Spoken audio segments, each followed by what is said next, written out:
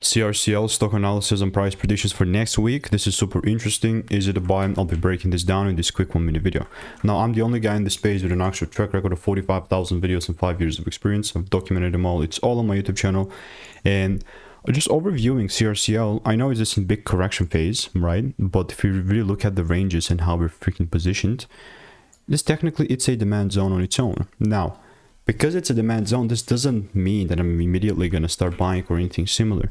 But what this does mean is that only if I see a confirmation, I will look to take things further up. You know what I mean? Like, I do have a bunch of receipts in the Discord regarding CRCL with 44 receipts, but even though I got like the first break, this is not going to be like a long-term thing. Second break is crucial. This is like critical because we don't want to just get involved in something blindly, right? So if it pulls down and gives me the second shift, I will look to take things further up.